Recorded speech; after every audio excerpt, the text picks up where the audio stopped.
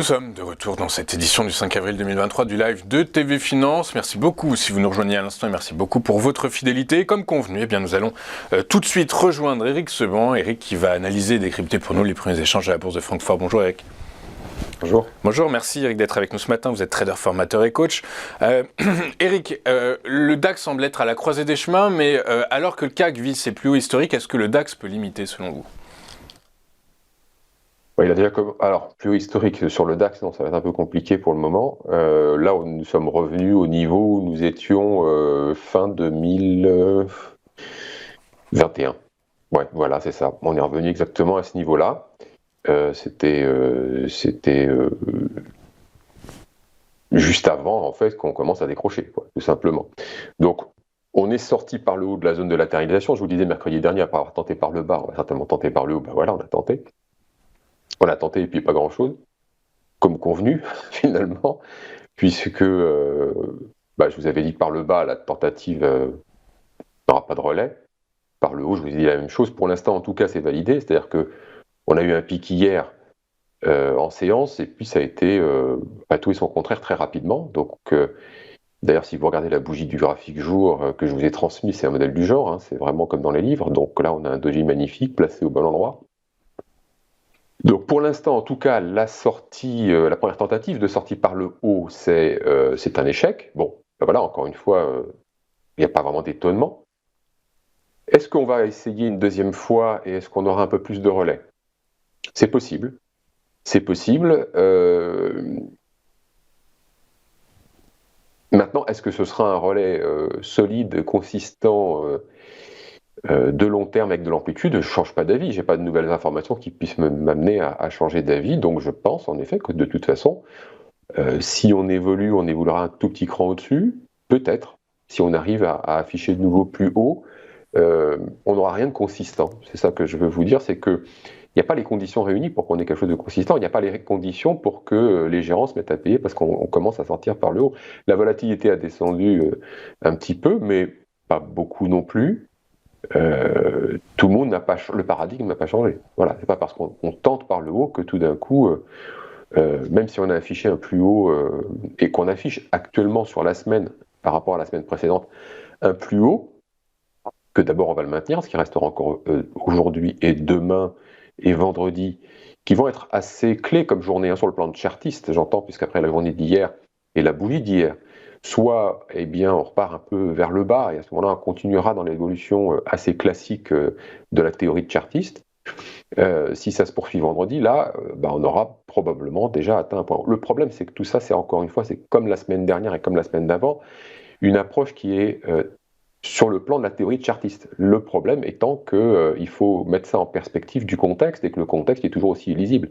Donc c'est la raison pour laquelle vous n'aurez pas les gérants qui vont revenir à l'achat, que vous allez avoir un flux achat spéculatif, essentiellement spéculatif, face à des vendeurs qui ne sont pas des vendeurs qui jouent des scénarios de retracement. Pour le moment, vous ne les aurez pas. Les vendeurs que vous allez avoir, ce sont ceux qui prennent leurs bénéfices.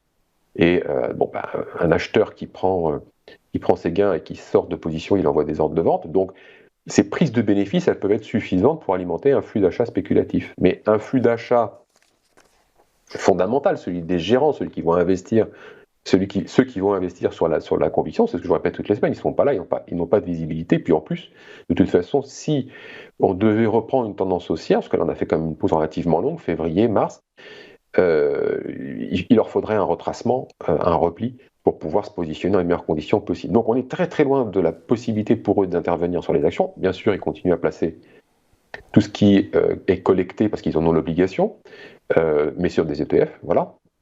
Ça, on rentre, on sort à peu de frais, et puis on pourra en effet sortir rapidement si jamais on doit revenir sur les actions. Mais ce n'est pas le moment. Donc, pas de relais de la part des gérants quand ça baissait, parce que pas contraint de vendre, pas dans la panique, au contraire, bien couvert, on l'avait dit. Pas de relais haussier, parce que c'est pas le bon endroit, les conditions ne sont pas réunies, on n'a pas tout d'un coup des perspectives économiques et une lisibilité qui les amène à pouvoir établir des scénarios et à se précipiter pour acheter, ce qui n'est pas vraiment leur genre, donc voilà, il ne faut pas compter sur eux.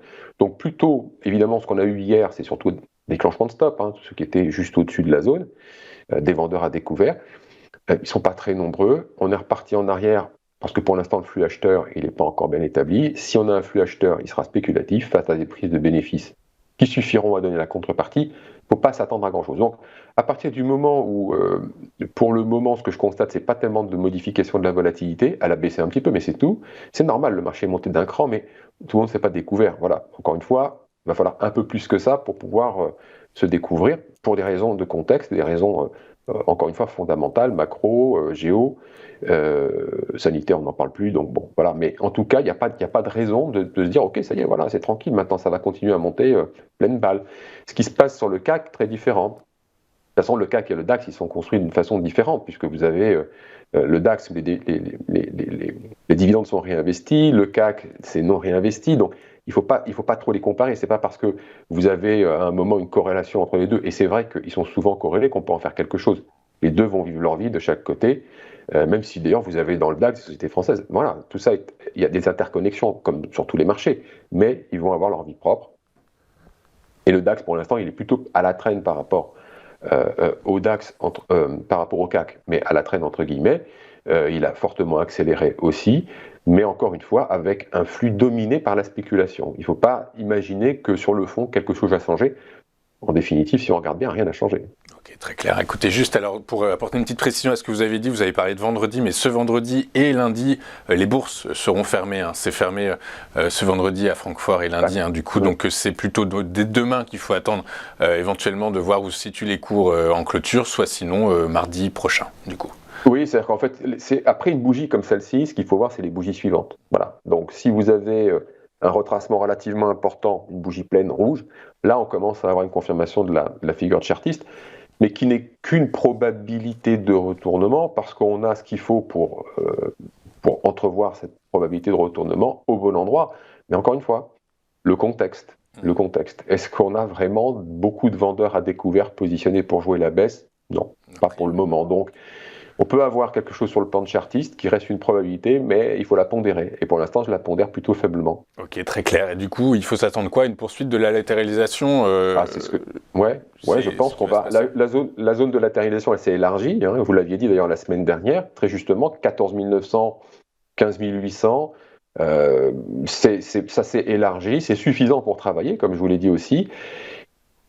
Mais les ingrédients ne sont pas réunis pour qu'on ait une sortie avec une poursuite, sauf coup de surprise, mais avec les informations que l'on a aujourd'hui et en comparaison de la semaine dernière où finalement on vous dit bon, voilà, ça peut sortir par le haut, est-ce que ça va le faire? Ben voilà, bon, ça l'a fait, mais on n'a pas des informations, nous n'avons pas des informations qui nous permettent d'avoir une autre lecture que celle, en effet, d'une continuité à l'intérieur d'une zone de latéralisation qui s'est élargie. Sauf évidemment nouvelle, mais bon, pour l'instant, moi j'ai pas été prévenu. Ok, merci Eric Seban, trader, formateur et coach, qui est avec nous tous les mercredis matins. On marque une rapide courte page de publicité et on se retrouve juste après avec Daniel Cohen de Lara qui nous fera part de ses market movers. À tout de suite sur TV Finance.